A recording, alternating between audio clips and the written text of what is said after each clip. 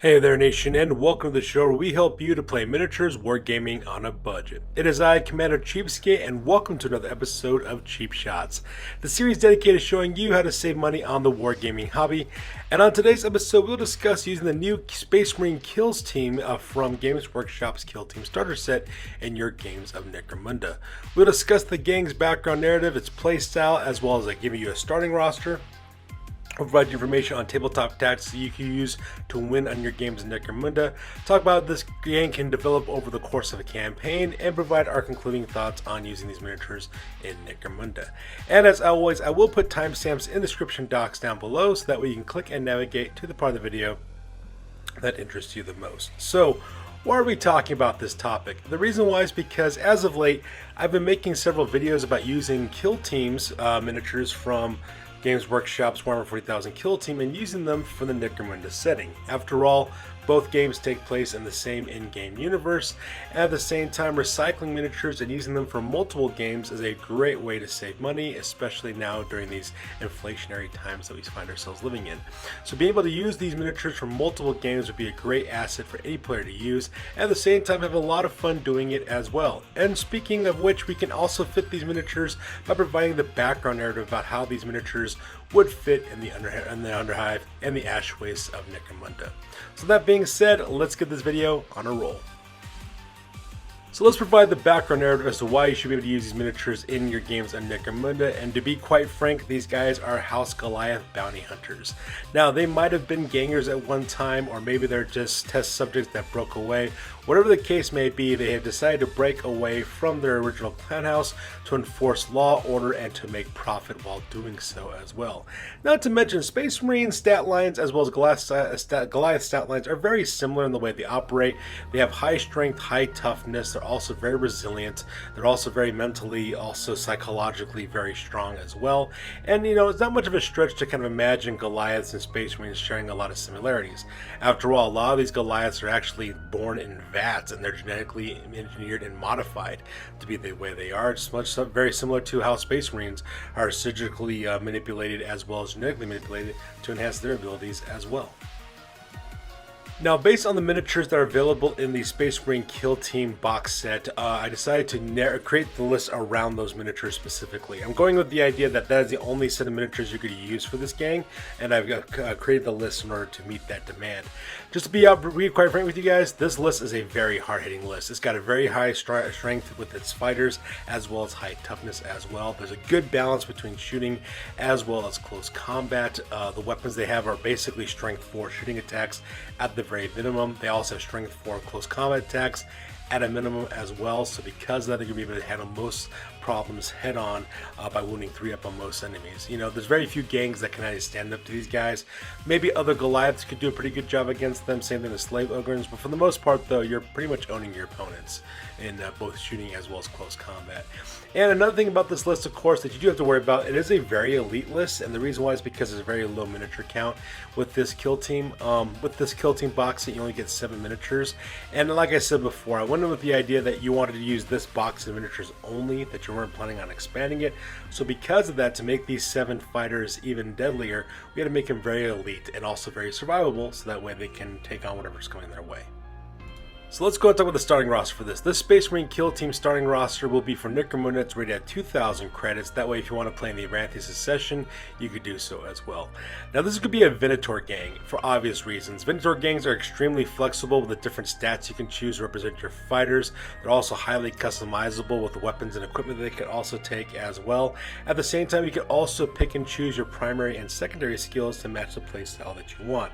Now, based on the miniatures that came in this box set, I decided that combat as well as ferocity will probably be the best primary skills to use for this gang because the shooting that they have is primarily medium to short range for the shooting for the most part within 24 inches. So you're going to be doing a lot of close quarters battle as well as close combat. At the same time, like I said before, since you have a low miniature count, being able to bounce back from any wounds that you take is going to be very important for you. So ferocity is a perfect skill tree in order to do that. Now the secondary skills for these guys are going to be shooting as well as brawn. Shooting because you do have a lot of medium to long range shooting in this gang, so that's going to be very important for you as well. As not as critical as being able to survive hits and also dealing out hits in close combat, so that's why it's a secondary skill. And at the same time, brawn is also a secondary skill just because obviously House Goliath Space Marines, they're very strong, so might as well take advantage of some of those abilities as well. Alright, so let's talk about the individual fighters that'll make up your gang. So first of all, let's start with the Space Marine Sergeant. This character is going to be your hunt leader for your gang. He's going to cost 350 credits. As you can see in the picture in the background, that is the miniature I am referring to from that Kill Team box set. Now the stat you're going to use for this is the close combat associated characteristics from the Book of Peril. And the reason why is because they have really high strength and toughness with that list as well. At the same time, we're going to do some things to kind of manipulate them to make it a little bit even better. So first of all, we have a 4-inch wound allowance as well as 3+ weapon skill as well as 4+ ballistic skill. He's got 4 strength, 4 toughness, 2 wounds, 4 initiative, as well as 2 attacks. So he's going to be really good for close combat with high strength and toughness and a really good weapon skill. He's got 7+ for leadership, 6+ for cool, 7+ for willpower, and 7+ for intelligence. Now if you'll notice, the psychology stats for these guys are actually quite good, as usually what you normally see in the Venator stat line, and the reason why is because we are taking House Goliath legacies for each of these fighters. Like I said before, we're going to use a lot of the game mechanics from House Goliath to apply to our Venators to make them a little bit more like Space Marines in terms of their characteristics. Now we're going to cough up 20 credits for this fighter in order to purchase the Natborn gene smithing ability. Now you do lose 1 point of cool, but that's not so bad though because your cool characteristic goes to 6+, which is still quite good. But what it does do for you though is give you +1 for your willpower, making your willpower 7, as well as +2 to your intelligence, making your intelligence 7 up. That way you can unlock doors and bypass locks with that intelligence score. You can also use that for your willpower score as well in case you run into psychers or if you got to take on corpse grinder cults. You got a 50-50 chance of actually surviving those tests. And that's the reason why we went with that gene smithing ability. We're also going to take prime specimen as well for an additional 10 credits, and the reason why we're doing that is we're going to use that to increase your ballistic skill. Unfortunately, the close combat stats for the Venators is really bad at a 5+ ballistic skill.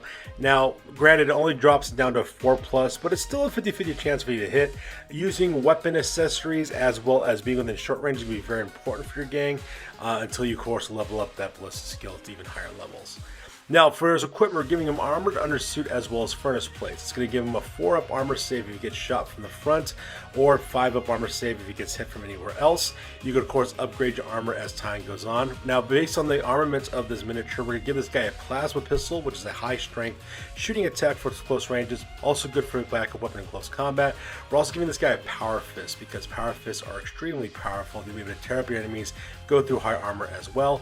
And because this character will be your leader, we're taking the leadership skill Iron Will because you only have 7 fighters in this gang, and the moment you take a loss and one of those guys go out of action, you have to start worrying about bottle tests. So that Iron Will is a little bit of a buffer to keep these guys around a little bit longer in your games. And that's going to make up your Space Marine Sergeant, who's going to be your hunt leader. Our next fighter is going to be your Heavy Gunner Marine from the Kill Team box set. This is going to be Hunt Champion number 1. It's going to cost you 375 credits as well. So once again, we're going to the Close Combat stat lines, and after gene smithing and everything else, he's going to have movement 4, 3+ weapon skill, 4+ ballistic skill, 4 strength and toughness, 2 wounds, 5+ initiative, 2 attacks, 7 leadership, 6 cool, 7 willpower, as well as 6 intelligence. Now once again, we're giving this guy a House Goliath Legacy for 30 credits, and we're making him a Natborn for another 20 credits, so that way you get improvements to your will as well as your intelligence characteristic. And we're taking Prime Specimen for additional 10 credits to give you +1 for that ballistic skill. Now once again, he's going to be equipped with the same with armored undersuit as well as furnace plates for that 4-up, 5-up armor save. And we're equipping this guy with a heavy bolter. And the reason why is because 1, that's a weapon that's available to the House Goliath list anyways, and that's what the miniature's carrying. Plus, heavy bolters are pretty powerful just by themselves. Now, because he is carrying heavy bolter, ammo rolls are going to be a huge problem for you, but that's okay though, because we're giving them a power knife in close combat, which is a great close combat weapon that thematically matches what a Space Marine carries. We're also giving this guy a respirator as well, and the reason why is because he is a high toughness character, so your enemy's going to try to throw gas grenades and tox attacks his way, so having that respirator give you that +2 up on his toughness could be very important, so that way your opponent's going to take him out on a perfect roll of a 6 up. At the same time, we're also giving the Nerves of Steel skill as well from the Ferocity skill tree, because your opponents are going to be trying to suppressing this guy by shooting at him, and if he passes a cool test with a 6+, he'll be able to escape pain no problem, which is going to be great for you guys. You want to use this guy as your long range shooter, as well as a guy suppressing enemies at distance. Now we're going on to your Sniper Marine, who's in the background pictured here. That comes with that box set. He's going to be your second hunt champion. He's going to cost you 200 city credits as well. And once again, his characteristics will be 4-inch wound allowance, 3+ weapon skill, 4+ ballistic skill, 4 strength and toughness, 2 wounds, 5 initiative, 2 attacks, 7 leadership, 6 cool, 7 willpower, as well as 6 intelligence. Once again, we are spending 60 credits for House Goliath Legacy, giving him the nat board upgrades. That way he gets some bonuses to his willpower as well as intelligence characteristics. He's also got the Prime Specimen gene smithing ability for +10 credits, so that way he gets +1 to his ballistic skill, dropping his ballistic skill to a 4 up. And we're also giving him armor undersuit as well as furnace plates for that armor save. Now for his weapon, we're giving him a long rifle with an infrasight, and the reason why is because that's what the miniature kind of has.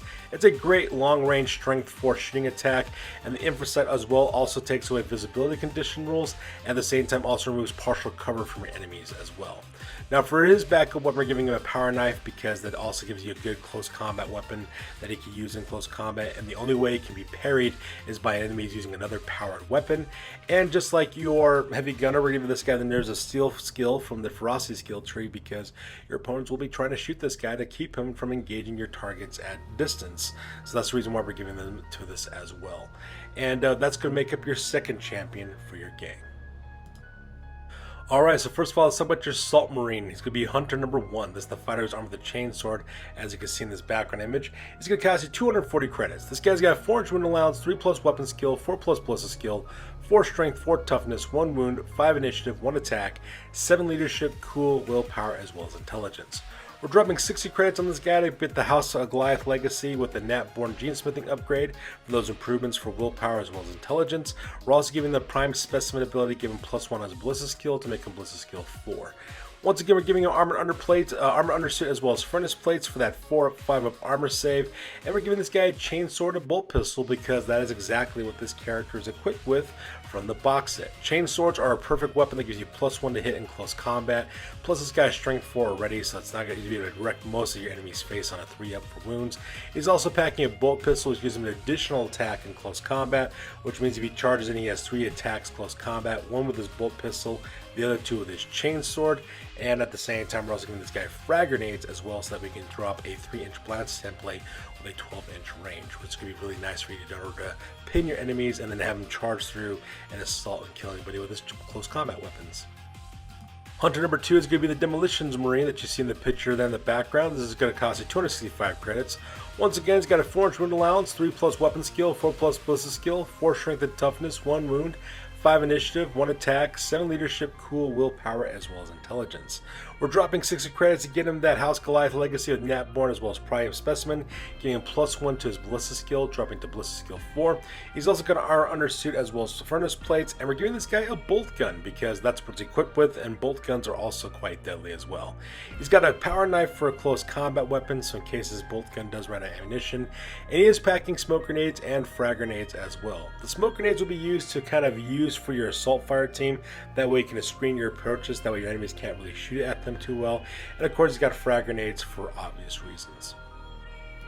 So up next is Intercessor Marine number 1, which is the picture of the fighter in the background. There's going to be Hunter number 3 in your gang. It's going to cost you 250 credits. This guy's also got a move for wound allowance, 3+ weapon skill, 4+ ballistic skill, 4 strength and toughness, 1 wound, 5 initiative, 1 attack, 7 leadership, cool, willpower, as well as intelligence.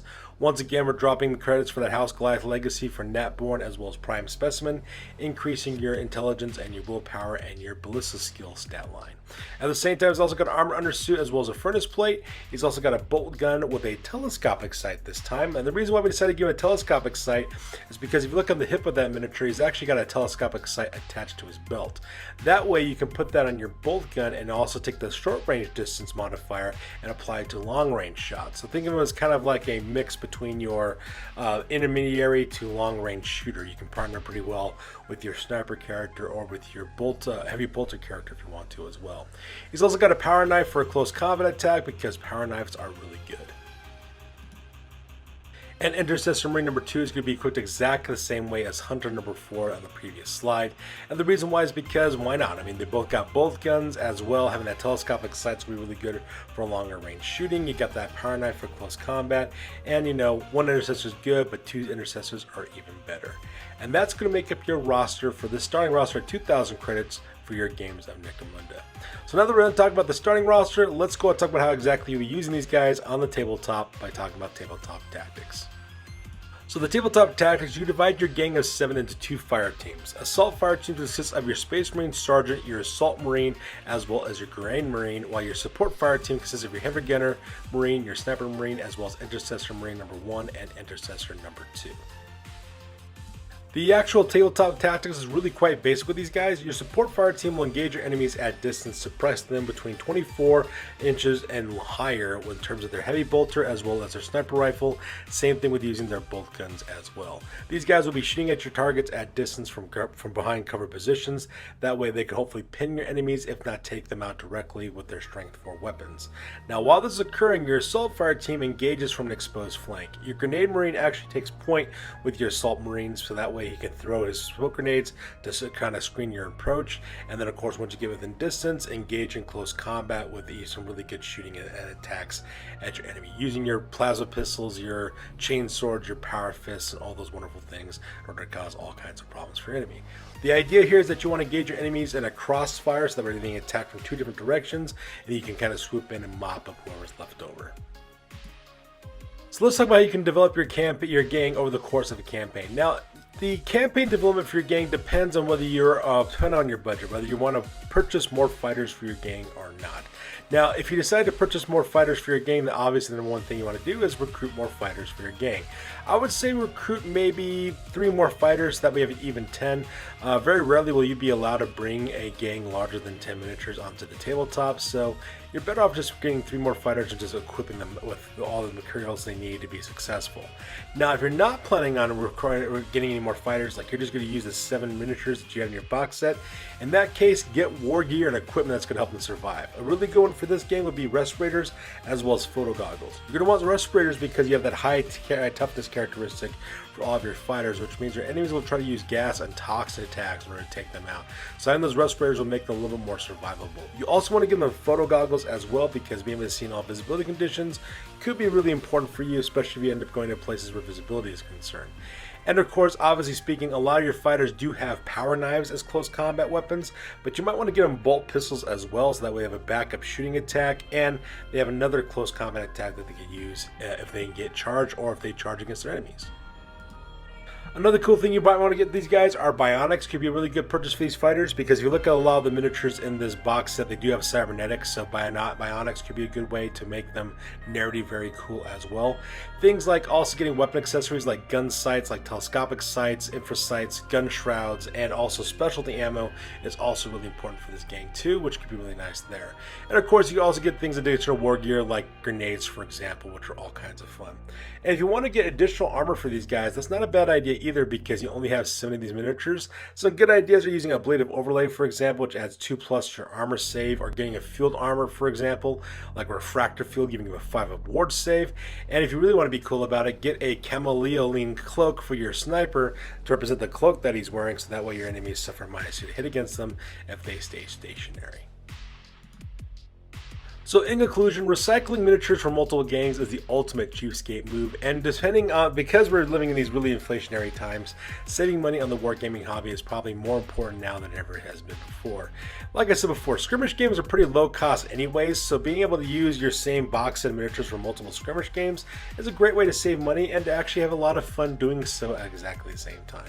And of course, if you end up using this list, please let me know in the comments down below, because I'd love to see exactly how this list works out for you guys. I may be planning these lists and creating them, but I don't really get a chance to use them very often just because of my current schedule. But I would love to see if these things are working out for you guys, and I love hearing feedback from you. So that's good for this week, guys. As always, please feel free to like, comment, and or subscribe. Your guys' input is invaluable to us as always. Also check us out on Facebook, Instagram, as well as blogger.com for all the latest greatest hobby news related to this channel. That's good for this week, guys. We'll catch you guys next one. Peace out and stay classy.